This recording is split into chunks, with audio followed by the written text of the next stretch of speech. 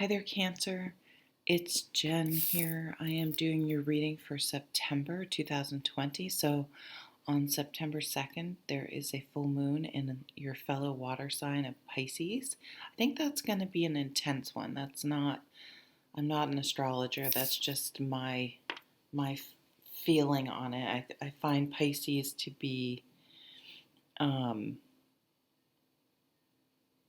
wonderful, but they can be very emotional in their shadow, but also and this is not negative, but also very escapism, very living in a dream world, um, which can be just extremely creative. So this may be a very creative time.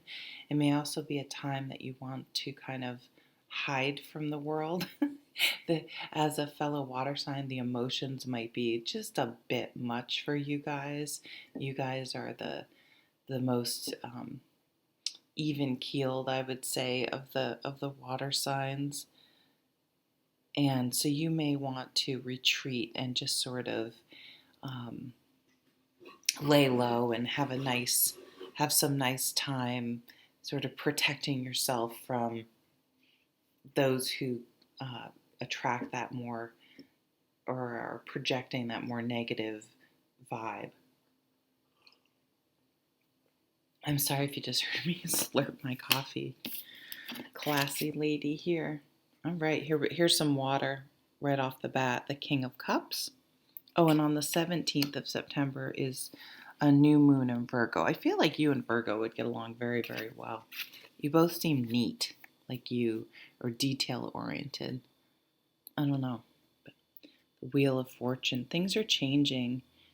I feel okay. I do. Maybe you'll meet a water sign, a fellow water sign, um, and that they will come in, but they will be emotionally intelligent and a good match for you. You need someone again that's chill, that has a lot of common sense, that isn't, this mature water sign. They are not ruled by their emotions. They've learned to tame them and listen to them, listen to their gut feeling, their intuition, all of that. But if they get sort of a nasty email, they also know to sleep on it or to have someone else read it to make sure that they're not responding in kind. They don't rise to the challenge.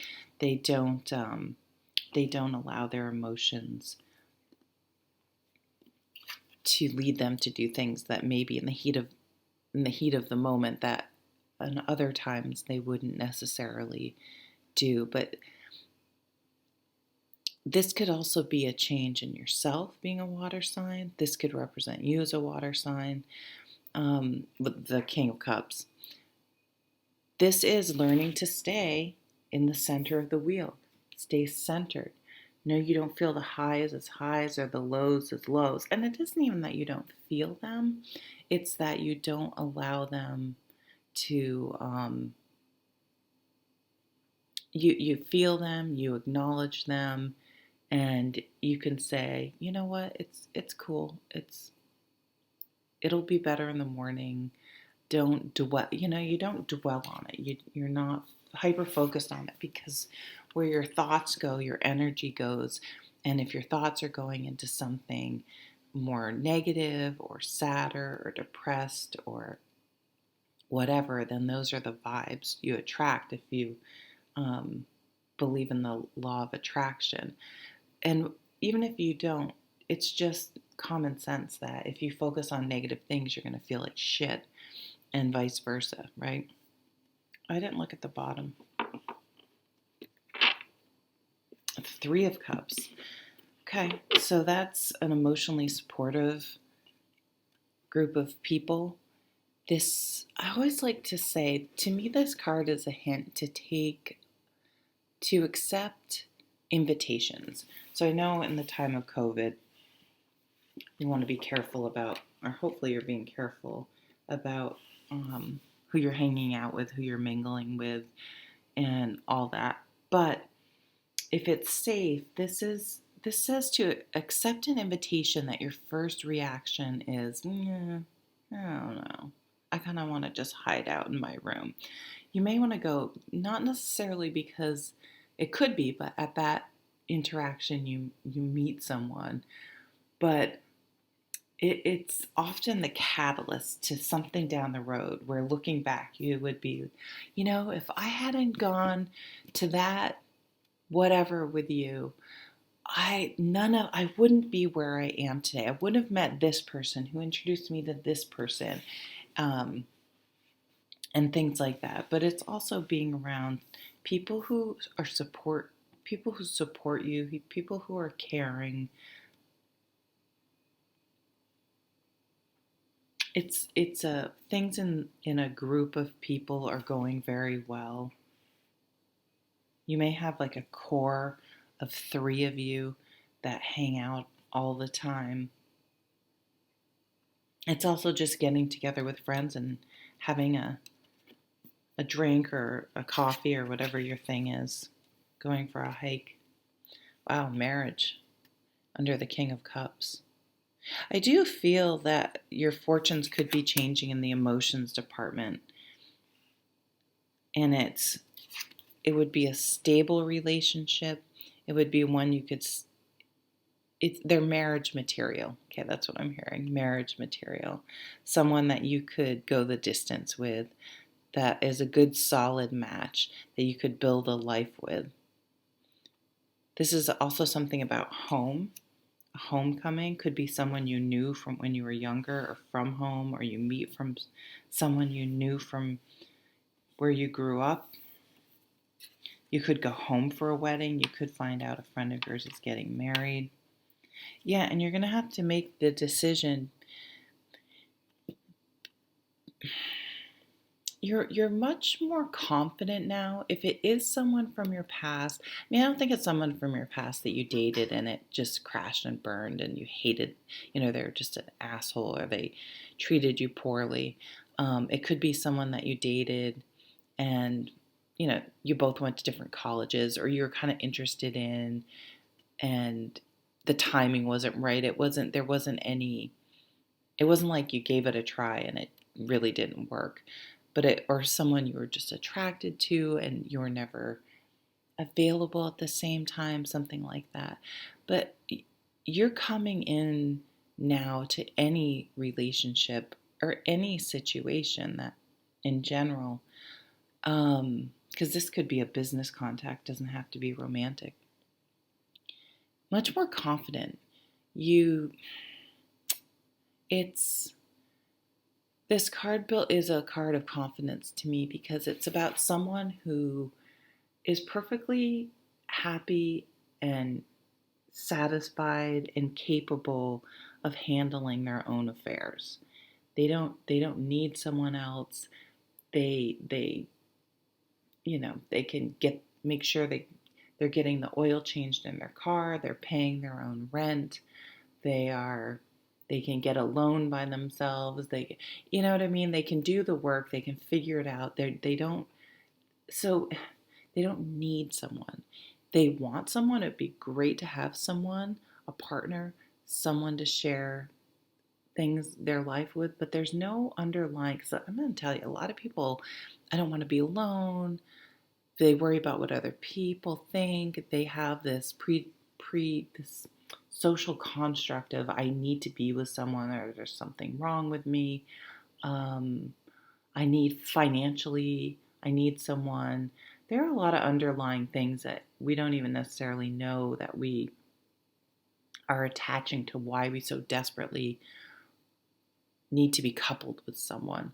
And this is saying that you're in a really good place, that you feel very confident where you are by yourself. So if someone does come in, it isn't going to be, oh, I'm attracted to you, you're attracted to me, and that's the only criteria for getting together. It's like, do we really match? Do we share the same values? Do they have the same work ethic? Do we have the same health habits? How do they treat other people?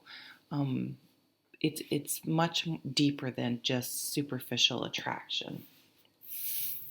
which is a sign of maturity and confidence. Yeah, you're learning. You can manifest the life you want. We are born with everything we need to have a happy life for ourselves. We just have to figure out what our happiness is, what it means to be happy, um, and that is within us and not external things, not checking off, okay, when I get married, I'll be happy. When I get this job, I'll be happy. When I have this house, I'll be happy. That's all outward. If I buy this thing, I'll be happy. I have to do that with crystals. I always want to, I'm not a big consumer, probably because I just don't have the money to be.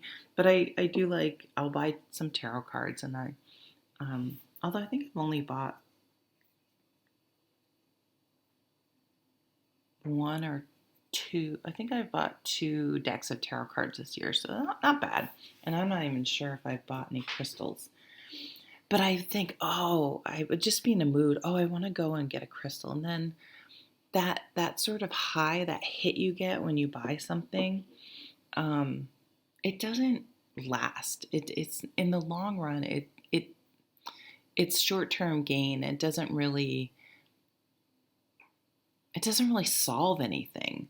I don't know. So turning within and figuring out what you want in a partner, what you want in a career, what you want in your day-to-day life. What do you think is making you unhappy? What do you think will make you happy? And examining those things can help lay you on a path to figuring out. Maybe a dog will make you happy. All I need is my dog and to be able to go out walking in the woods. That's not far off, honestly, for me. I don't have a dog, but because I'm allergic, but yeah, I love this. Looking at this, it's a Merlin, of course, because this is the Arthurian legend tarot. But yeah, I'm good. I'm out in nature. He's stepping on the water. He's on the water, but he's in land. It's a very earth, watery card, which I always think of the magician being more of a fire sign. He really, to me, embodies all the aces, just like all the queens, I think, embody and report to the empress, and all the kings do that to the emperor. I feel like all the aces kind of come together and form the magician. So there's an opportunity for new beginnings. Every day is an opportunity for a new beginning in all the elements.